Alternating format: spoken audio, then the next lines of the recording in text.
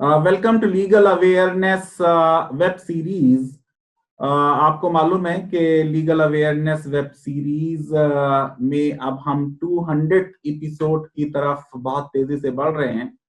इसलिए आज से एक नया प्रोग्राम हम लीगल अवेयरनेस वेब सीरीज में शुरू कर रहे हैं, जिसमें हम लीगल फ्रेटर्निटी के लीडिंग प्रोफेसर्स, लॉयर्स और जजेस और लॉ स्टूडेंट से डिफरेंट जो करंट लीगल अफेयर्स हैं उनके बारे में बात करेंगे।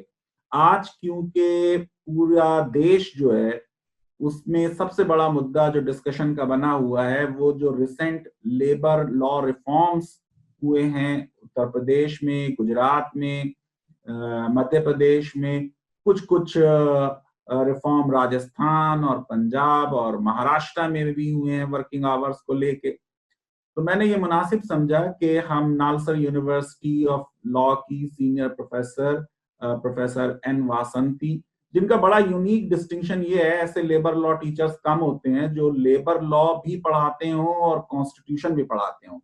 वैसे जो मेरे टीचर थे प्रोफेसर शरीफुल हसन, वो कॉन्स्टिट्यूशन भी पढ़ाते थे और लेबर लॉ भी पढ़ाते थे, लेकिन उन्होंने मुझे कॉन्स्टिट्यूशन नहीं पढ़ाया था। मुझे कॉन्स्टिट्यूशन पढ़ाया था प्रोफेसर वीएस रेखी ने।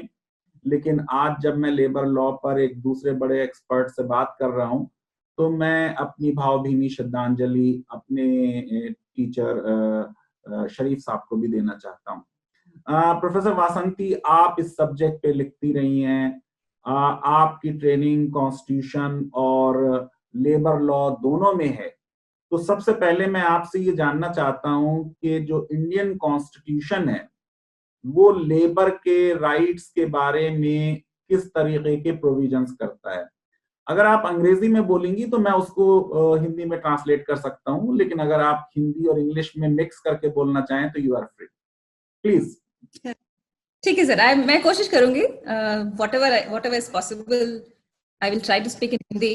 देखिए, इंडियन कॉन्स्टिट्यूशन को एक सोशल डॉक्यूमेंट भी कहा गया है, तो इट इज ट्रू कि फंडामेंटल राइट्स में ज्यादा लेबर पे स्ट्रेस नहीं है, और जो भी हमने फ्रीडम्स लेके हैं आर्टिकल 19 के अंदर, तो उनमें भी ज्यादा हमने देखा है कि जो प्रोविजंस यूनियंस के भी है, तो सुप्रीम कोर्ट ने ये नहीं माना है कि ये यूनियन ट्रेड यूनियन है, और जो ट्रेड यूनियन के जो ट्रेडिशनल राइट्स होते हैं जैसे कलेक्टिव बार्गेनिंग है या फिर गो टू स्ट्राइक है, जो अदर कंट्रीज ने किया है, जैसे साउथ अफ्रीका ने किया है कि उनके हिसाब से अगर आप लेबर राइट्स को रिकॉग्नाइज कर रहे हैं तो आपको कलेक्टिव बार्गेनिंग और स्ट्राइक को रिकॉग्नाइज करनी पड़ेगी।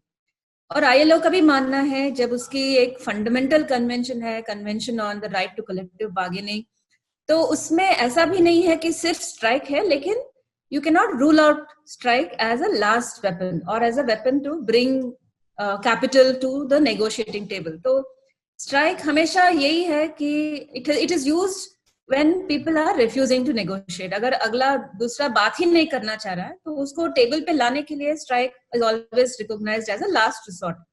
लेकिन इंडियन कॉन्स्टिट्यूशन में although the right to unions is listed under 19, हमारी इंटरप्रिटेशन ये नहीं रही है कि वो एक लेबर राइट्स का एक इम्पोर्टेंट फीचर है। इनफैक्ट हमने अगर कहीं पे भी लेबर राइट्स को इंक्लूड किया है तो वो आर्टिकल 21 में ही किया है, the right to live with dignity. तो उसमें ही किया है कि हमने जब बॉन्डेड लेबर की बात की है या माइग्रेंट वर्कर्स की बात की है या वुमेन वर्कर्स की बात की है या चाइल्ड लेबर की बात की है, हमने हमेशा आर्टिकल 21 को ही ज्यादा यूज किया और directive principles of state policy को यूज किया। तो आप ये कहना चाह रही हैं डॉक्टर वासंती कि जो आर्टिकल 19 में है राइट टू फॉर्म एसोसिएशंस और unions, it does not include right to form trade union. It has not been recognized as a fundamental right. The Supreme Court has refused to recognize it. एक 1963 का decision है, और हमने देखा है कि in recent times बहुत से पुराने डिसीजंस को कोर्ट ने ओवररूल किया है, लेकिन ये डिसीजन कभी ओवररूल नहीं हुई है कि the right to form trade unions is not a fundamental right. तो हमने वही पोजीशन, इसलिए the other reason why we have that position is that Indian state ने हमेशा अपने आप को बड़ी सोशलिस्ट स्टेट समझा है इन द इनिशियल 20 years। तो उनका ये मानना था कि स्टेट खुद ही करेगी तो यूनियंस की जरूरत नहीं है। तो हमेशा, and it is also true कि इंडियन वर्कर्स की जो ट्रेड यूनियंस में जो हिस्सेदारी है, number of people who are members of trade unions is very low. We have the number of workers, unionized workers in the world. So for whatever reason, because trade unions don't have such a significant presence and the state saw itself as a socialist state, तो unions की rights को हमने ज्यादा अहमियत नहीं दी है. लेकिन जब स्टेट की नेचर जो है वो बदल गई है, वो अपने आप को अब सोशलिस्ट स्टेट नहीं समझती है, वो अपने आप को एक फैसिलिटेटिव स्टेट समझती है जो ज्यादा लेबर में इन्वेस्ट नहीं करना चाहते, तब तो we have to go back to the traditional role कि ट्रेड यूनियंस ही करेंगे ये काम और कौन करेगा. Somebody has to, but unfortunately this position is not there in the law. तो जो earlier एक protectionist state थी, उसमें शायद ट्रेड यूनियन का इतना ज्यादा रोल नहीं था. लेकिन जब आप स्टेट प्रोटेक्शनिस्ट नहीं रहा anymore, it is आपने देखा है यूपी में all labor laws, I mean en mass इस तरह का जब withdrawal है स्टेट का, तब तो there is no other avenue excepting that you have to fall back on trade unions, and so that is the problematic position that we are in. Vasanti, if I am recollecting correctly, trade union act में trade union जरूरी नहीं है कि वो workers की हो, employers की trade union हो सकती है. लेकिन हमारी वर्कर्स से कुछ ऐसी एंटीपैथी है कि वर्कर्स के राइट पे जैसे ही ट्रेड यूनियन का जिक्र आता है, हम समझते हैं कि ये कोई बहुत बुरी चीज है, जो कि बात सही नहीं है. जी जी जी, आप आगे बढ़िए. So the problem with the Trade Union Act that we have, sir, एक colonial legislation है. तो हमने एक modern इंडिया में कभी जरूरी नहीं समझा कि हम खुद अपना ट्रेड यूनियन एक्ट बनाए. तो जो हमारी ट्रेड यूनियन एक्ट थी वो तो इंग्लैंड में बनी थी उनकी सर्कमस्टांसेस के हिसाब से, और वहां पे ये था कि both of them, employer has a right to organize and so the employee also has a right to organize. तो एक काउंटर बैलेंसिंग की तरह उनकी लॉ बनी थी. लेकिन हमारी जरूरतें अलग है, हमारी सिचुएशंस अलग है. We should have had our own legislation on trade union law. वो नहीं बनी. And the law that we have which doesn't say only workers have to be members, उसके सारे अमेंडमेंट्स हुए हैं. We made amendments to that law now saying कि there must be only workers in that trade union. लेकिन it is not a right to form trade unions. और industry act भी जो है उसमें भी ये नहीं है कि आपको नेगोशिएट करना है तो ट्रेड यूनियन के साथ नेगोशिएट करना है. You can negotiate. I want to ask another related question. Rajasthan में 2014 में और मध्य प्रदेश में भी जो बीजेपी की सरकारें थी, इन्होंने ऑलरेडी एक ये प्रोविजन कर दिया था कि ट्रेड यूनियन वही रिकॉग्नाइज होगी जिसमें 30% लोग रजिस्टर करें. और अब वो चीज यूपी में भी आने की पॉसिबिलिटी है. वो तो पूरा ट्रेड यूनियन एक्ट ही सस्पेंड कर रहे हैं. तो ये 15% से जो 30% का चेंज है, इसको आप कैसे देखती हैं? This is the effort to make it more industry based. कि हमारी ट्रेड यूनियन जो थी पहले, because it was formed by well wishers, like हमारे all our major political leaders, आप गांधी को लीजिए, पटेल को लीजिए, नेहरू को लीजिए, all the freedom fighters were at the forefront of also forming trade unions. So it was a very political movement at that point of time. लेकिन जब circumstances बदल गई है, and now the question has been a lot of political interference in the unions. So we have a very unique position, sir. Workers are very vulnerable and politicians are very powerful. So workers are also relying on politicians to do what workers unions should do. And all of this is because the law doesn't have a place for workers union. एक recognised union आप बनाइए, जैसे सम public services have it, जैसे RTC में है या सम बॉम्बे में आपने बनाया है कि आप यूनियन को रिकॉग्नाइज करेंगे, और वही यूनियन रिकॉग्नाइज होगी जिसमें majority of workers are enrolled. लेकिन this is not part of the central law. So ये पूरे देश में लागू नहीं है कि रिकॉग्निशन है यूनियन की. जब आप यूनियन को रिकॉग्नाइज करेंगे, you can impose all kinds of conditions. You can say it should have, more than 50% of workers as members. It should have a presence. It should continuously be engaged. ये सब conditions तभी होंगी जब आप recognition को लाएंगे. लेकिन this recognition is not there in the central law. It is only there in some states. Professor Vasanti, हमको आपने फंडामेंटल राइट्स के बारे में बताया कि ज्यादा कोर्ट्स ने आर्टिकल 21 यूज किया और बंधुआ मुक्ति मोर्चा का केस और इस तरह के बहुत से केसेस थे। क्या डायरेक्टिव प्रिंसिपल्स में भी लेबर लॉ से रिलेटेड कुछ प्रोविजंस हैं, उनके बारे में आप कुछ बता सकती हैं? डायरेक्टिव प्रिंसिपल्स में भी है। For example the whole idea of fair wage और लिविंग वेज जो हम बात करते हैं, तो वो तो डायरेक्टिव प्रिंसिपल से ही आती है। लेकिन उस वहां पे भी यही है कि हेल्थ ऑफ द वर्कर्स और एक्सप्लॉयटेशन ना हो, रिसोर्सेज को आप इस तरह से ऑर्गेनाइज करें कि they will not result in the exploitation of the workers, very broadly दी है। कोई specific, for example there is no right to social security even in the directive principles of state policy, जो recognised as a fundamental right in many parts of the world.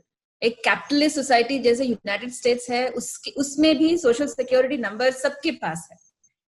तो हमारे देश में, in spite of we are being commitment to socialism, कोई social security हमने universal नहीं बनाया है। तो the directive principles also don't have a very strong presence, लेकिन 2-3 चीजें हैं जो हम यूज कर सकते हैं, जैसे लिविंग वेज है, नॉन एक्सप्लॉयटेशन है, ऑर्गेनाइजिंग ऑफ रिसोर्सेस है। So these are the only places where you're talking about any kind of benefits to workers. Professor Vasanti, ये जो अभी रिफॉर्म्स हो रहे हैं थ्रू ऑर्डिनेंस, आप कॉन्स्टिट्यूशनल लॉ की भी प्रोफेसर हैं और आपको मालूम है कि ऑर्डिनेंस मेकिंग पावर एक एक्स्ट्रा ऑर्डिनरी पावर है, एक टेम्परेरी पावर है, और ये जरूरी नहीं है कि वो ऑर्डिनेंस असेंबली में पास हो ही जाए। तो आपको लगता है कि ये इतने स्वीपिंग चेंजेस, जिसमें ऑलमोस्ट 38 लॉज से एग्जेम्पशन सीक किया जा रहा है यूपी में, ये कॉन्स्टिट्यूशनल भी है या नहीं है? मुझे तो नहीं लगता है कि ये कॉन्स्टिट्यूशनल है, because ordinances are not meant to repeal laws. There is for even ordinances some law making power, लेकिन ये power is being used in the opposite direction. It is being used as a power to repeal laws. जो legislative assembly ने बनाई है, चाहे state की हो या सेंटर की हो, ये executive power cannot be used against that power. Even if we are saying ordinances powers are legitimate or legal, they must be to further the law. लेकिन ये एक बड़ी यूनिक सिचुएशन है जब आप ऑर्डिनेंस से, अब तक तो ऑर्डिनेंस से हमने सिर्फ लॉ बनाया है, ये पहली बार है कि हम ऑर्डिनेंसेस को, which is an executive power to make law, से हम लॉज को रिपील कर रहे हैं या लॉज को सस्पेंड कर रहे हैं। तो सिर्फ on that count I think it is not part of the constitutional scheme कि आप एक्सिक्यूटिव पावर के हिसाब से, आप लेजिस्लेटिव पावर के अगेंस्ट आप कुछ करें। This doesn't seem to be within the constitutional scheme at all. The ordinance route is definitely not the right way. And then there is also this question कि जो आपने laws suspend किए हैं, ये तो central laws हैं, तो आपने कैसे एक state के ordinance making power से आप central laws को कैसे आपने suspend कर दिया? तो ये तो बिल्कुल it is unconstitutional. The whole idea of suspending fundamental rights, जैसे trade union act है या मैटरनिटी बेनिफिट है, maternity benefit has been read into article 21. तो और and even the right to associate is a fundamental right. Right against not receiving minimum wage has been held to be violative of article 21.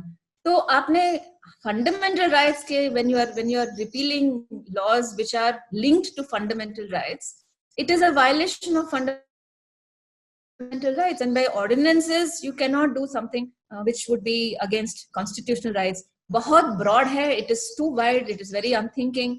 So on many counts it is constitutionally invalid to my mind. The most important thing जो कृष्ण कुमार की decision में आई थी, that ordinances don't create enduring rights. तो जब आपने, अब आपकी है ही नहीं, you don't have the power to create certain rights, तो आपने 3 साल के लिए कैसे बना दिया ordinance? Ordinance can only be till the next time the assembly is in session. You cannot give it a lifetime and say कि 3 साल तक ये ordinance रहेगी. So on many counts, it seems to be something that will not stand in a court of law. So I really don't see what is the purpose of making it through ordinance. Yeah, you are making a very valid point कि एक तो ordinance की power limited power है, और वो power जब session में assembly नहीं है, आपको कोई urgency है कोई law बनाने की, तो आप वो लॉ बना लें। लेकिन ये कि ये इस तरीके से गवर्नमेंट्स इंटरप्रेट करती हैं कि जिस तरह से लॉ मेकिंग पावर में लॉ रिपीलिंग पावर इंक्लूड करती है, इसका मतलब ऑर्डिनेंस से भी लॉ रिपीलिंग पावर इंक्लूड करेगी। लेकिन ये जो 38 लॉज हैं, ऐसी कोई इमरजेंसी नहीं है कि असेंबली के सेशन के बिना एक ऑर्डिनेंस के जरिए उन्हें रिपील किया जाए। मैं समझता हूँ आप बहुत वैलिड पॉइंट कह रही हैं प्रोफेसर वासंती। ये बात बहुत कही जाती है कि जो लेबर लॉज हैं वो एक इम्पेडिमेंट हैं इकोनॉमिक ग्रोथ में, प्रोडक्टिविटी में। आज भी देखिए हिंदू में प्रोफेसर राधा का आर्टिकल है और उन्होंने कहा है कि ये कनेक्शन नहीं है जिस तरीके से पेश किया जाता है। और देखिए मध्य प्रदेश में और राजस्थान में लेबर रिफॉर्म्स 2014 में भी कुछ कुछ हुए हैं, तो उनसे भी कोई बहुत तेज इकोनॉमिक डेवलपमेंट नहीं हुआ। आप एक लेबर लॉ के टीचर की हैसियत से क्या ये समझती हैं कि जब हमारे देश में ये कहा जाता है कि लॉज बहुत अच्छे हैं लेकिन इम्प्लीमेंट नहीं होते, लेकिन हमें सरकार ऐसा इंप्रेशन दे रही है कि ये जितने भी लेबर लॉज हैं ये तो बहुत स्ट्रिक्टली बिल्कुल इम्प्लीमेंट हो रहे हैं, सरकार तो लॉज को मानती नहीं, प्राइवेट एम्प्लॉयर्स लॉज को इतनी स्ट्रिक्टली मानते हैं। इस बात को एक लॉ के टीचर की हैसियत से मेरे लिए एक्सेप्ट करना में डिफिकल्टी हो रही है। बट आप कैसे देखती हैं कि लेबर रिफॉर्म से बहुत ईज ऑफ बिजनेस हो जाएगी और बहुत बिजनेस एक्टिविटी बढ़ जाएगी? आपका क्या रिएक्शन है? As a labor law teacher, the first question is most of these laws are only applicable in a very small section. तो जो organized labor है वहीं पे है। आप you can see it right in the entire migrant crisis. अगर Interstate Migrant Workers Act लागू होती तो हम इस तरह की distress तो नहीं देखते. We would have seen that these people would have been paid the journey allowance. These people would have been recognized. They would have had some benefits. They wouldn't have to leave their employment place like this. That itself is very indicative कि labour law कहाँ तक और कितना हम मानते हैं और कैसे लॉज भी हमारे कोई एक तो लॉज परफेक्ट नहीं है, बहुत से लूप होल्स है लॉज में, और दूसरी ये इम्प्लीमेंटेशन बिल्कुल भी नहीं होती है। and even on paper they are only applicable to a small sectional workforce. The majority of the workforce is not even affected by these. So this entire idea कि हमको reform लाना है, reform जरूरी है, but reform is not repealing laws. Nobody can equate reform with repeal. और ये जो project है ऑलमोस्ट 2000 से चल रहा है कि हम ये लॉज रिपील करेंगे या हम लॉ रिफॉर्म करेंगे, लेकिन even if you look at the new codes which are being made by the present government, वहां पे भी they have not removed any of the laws. I mean, when the effort was to simplify laws, I completely agree that labor laws in India need to be simplified. We need to make it more accessible. People should know what the entitlements are. लेकिन ऐसा नहीं है। laws बहुत dispersed है. You have one Migrant Workers Act and then you have a Bonded Labor Act and then you have a Contract Labor Act.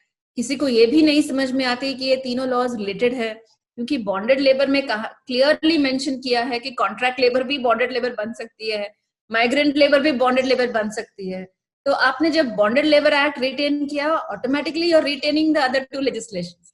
तो जो repeal है UP में भी, वो भी मेरी समझ में नहीं आती कि आपने बॉन्डेड लेबर कैसे रिटेन किया जब आप मिनिमम वेजेस हटा रहे हैं, जब आप कॉन्ट्रैक्ट लेबर हटा रहे हैं, जब आप माइग्रेंट लेबर एक्ट हटा रहे हैं। तो bonded labour act can be implemented only if all the other three legislations are implemented. Otherwise, you can't. So the problem with labor law in India is it बहुत dispersed है. Too many legislations with too many definitions. 200 state laws हैं और शायद 42 central laws हैं. Central laws हैं. तो very dispersed kind of law. इसमें simplification लाने की बहुत जरूरत है. लेकिन in the place of simplification, जब आप पूरा repeal करने की सोच रहे हैं, यही है कि you have not been able to get those reforms across. 20 साल लग गए। I mean, 2000 में आई थी Second National Commission of Labor. It had made recommendations कि आप laws को इस तरह से simplify करें, इस तरह से laws consolidate करें। अब तक उस पे कोई ठोस काम नहीं हुआ है. They have not made a serious attempt to consolidate the laws or to talk about basic entitlements. हम पूरी वर्कफोर्स को भी नहीं कवर कर रहे हैं. Even now, a lot of employees are left out. You don't have many people in the private sector who are covered by the laws. They are still, for example, university में ही देखिए, you have only one section of the workers who are covered. A majority of them are not even covered by labor laws. So हमारी जो law है बड़ी अजीब तरह से बनी है. कि where you're covering some, you're not covering the others. There is no core, there is no bottom line where all workers are entitled to anything. So we inevitably go to the fundamental rights. और जब तक वो fundamental rights suspend नहीं होते, तो ये laws suspend करके हम we are not really achieving much. We need to consolidate law rather than repeal it. Professor Vasanti, ये बहुत बात होती रही है कि हमारे लॉज इतने रिजिड हैं और एम्प्लॉयर्स को, वर्कर्स को निकालना बहुत मुश्किल है. जो रिट्रेंचमेंट की और ले ऑफ की प्रोसेस है इंडस्ट्रियल डिस्प्यूट्स एक्ट में, वो बहुत रिगरस और कंबरसम है. तो अब जब इंडस्ट्रियल डिस्प्यूट्स एक्ट का ये चैप्टर 5A हटाया जा रहा है, तो आपको क्या लगता है, क्या प्रोसेस है रिट्रेंचमेंट की हमारे लॉ के तहत, और उसमें क्या कमी है जिसकी वजह से उसका इतना एम्प्लॉयर्स उसको डिसाइड कर दें? Even the term itself, sir, कि हम अभी भी retrenchment यूज कर रहे हैं when we want to remove a worker, when we want to say that कि मुझे जरूरत नहीं है किसी की, तो हम यूज कर रहे हैं एक टर्म retrenchment जो एक स्पेसिफिक टर्म है कि आपको काम नहीं है इसलिए आप लोगों को निकाल रहे हैं. The whole idea of retrenchment comes from a society जहाँ पे industry is not able to function और आप वर्कर्स को निकाल रहे हैं. लेकिन हम उसको we want to use it to merely remove a person, what we want to talk about as removal from service, जो हम कहते हैं डिस्चार्ज सिंप्लिसिटर, कि आपको किसी को निकालना है, आप फैक्ट्री बंद नहीं कर रहे हैं, आप किसी को निकालना है. वो तक प्रोविजन हमारे लॉ में नहीं है, सिर्फ रिट्रेंचमेंट है, और उसी को हमने एक्सपैंड किया हुआ है कि it includes all forms of removal from work other than a dismissal. So the term itself is a catch-all phrase which is including all forms. And secondly, the law is very, very simple. It says you can remove anybody with just giving him notice. There is no requirement to even tell him why you are removing him from work. So the problem has not been that the law is rigid. The law is very simple. It says, in fact, in the Industrial Disputes Act, there is no requirement of a domestic inquiry also. वो तो आई है आपकी through the court interpretation आई है, लेकिन law में कुछ भी नहीं है. लॉ तो very simply says you can remove with just 3 months notice. आप उनको 3 महीने का तनख्वाह दीजिए and you can remove a person from service. इसमें रीजन देने की जरूरत नहीं है और गवर्नमेंट से परमिशन की, क्योंकि ये बात पहले आती रही है कि अगर 100 एम्प्लॉइज से ज्यादा आपकी अंडरटेकिंग में है तो आप अप्रोप्रिएट गवर्नमेंट की परमिशन लेंगे, जिसको फिर मध्य प्रदेश ने और राजस्थान ने और कई और स्टेट्स ने अब बढ़ा के 300 वर्कमैन कर दिया है. तो वो जरा सा कंफ्यूजन क्लियर कर दीजिए please. So there are two parts to the Industrial Dispute Act. एक तो है चैप्टर 5A और एक है चैप्टर 5B. So 5B की जो एस्टेब्लिशमेंट्स है, those are the bigger establishments, जहाँ पे जो हम बात कर रहे हैं कि आपको परमिशन लेनी पड़ेगी गवर्नमेंट की before removing workers, before laying them off. Those are only applicable to the larger establishments. जो स्मॉलर एस्टेब्लिशमेंट्स है which are less than 100, less than 300, उनमें तो कुछ भी नहीं है. And how many establishments are there which are large establishments? So to try to say that the law of retrenchment is universally rigid is not even recognizing that there are so many kinds of categories of employment places that you're talking about. और जो India में ज्यादातर आपकी manufacturing चलती है वो तो बहुत छोटे छोटे जगहों पे चलती है. Less than 20, less than 10. We have the unorganized sector where a majority of work is happening. तो वहां पे तो कुछ भी नहीं है. तो so on what basis are we saying that this premise गलत है कि हायर एंड फायर पॉलिसी आ जाने से कोई बहुत इकोनॉमिक डेवलपमेंट होगा? Virtually hire and fire policy है ऑलरेडी, जिसको चाहिए. प्रोफेसर वासंती, ये एक बात 12 आवर्स की जो आ रही है, 8 आवर्स से 12 आवर्स, और ये जो फैक्ट्रीज एक्ट का सस्पेंशन है, तो ये बताइए कि ये वेंटिलेशन का प्रोविजन, क्लीनलीनेस का प्रोविजन, ड्रिंकिंग वाटर का प्रोविजन जो फैक्ट्रीज एक्ट में है, इसको क्यों हटाने की जरूरत है? इकोनॉमिक डेवलपमेंट लाने में ये कैसे इम्पेडिमेंट? So बात यही है सर कि the legislations that we have not been thought through and बहुत bureaucratic है. Apart from the very few benefits that workers have, the process is very bureaucratic. कि आपके इंस्पेक्टर है और वो कभी भी आ सकते हैं, कहीं पे भी आ सकते हैं.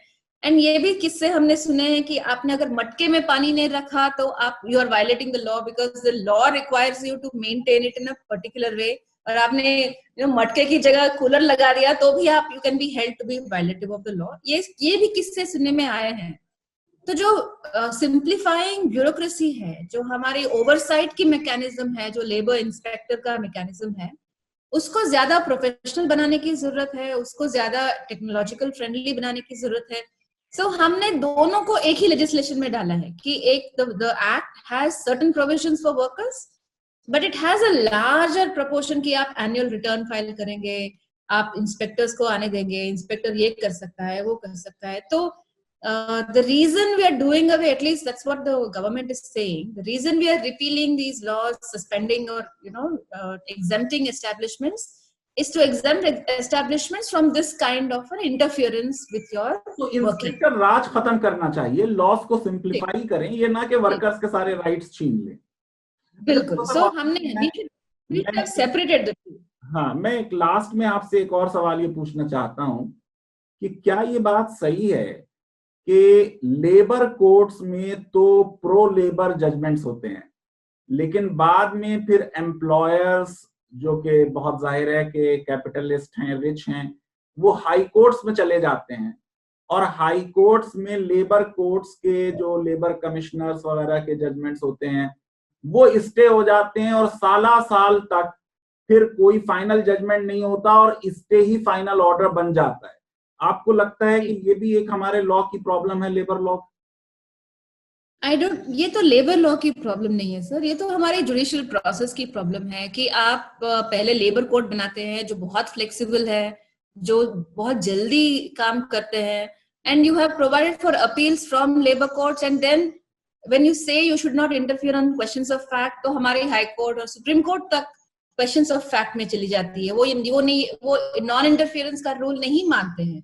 तो ये तो लॉ की प्रॉब्लम नहीं है ना, ये तो जुडिशियल प्रोसेस की प्रॉब्लम है कि आपने जुडिशियल प्रोसेस को ऐसे बनाया, हाई कोर्ट्स और सुप्रीम कोर्ट ने अपने आप पे ले लिया कि वो फैक्ट फाइंडिंग करेंगे इन चीजों पे, they don't respect the labour court decision.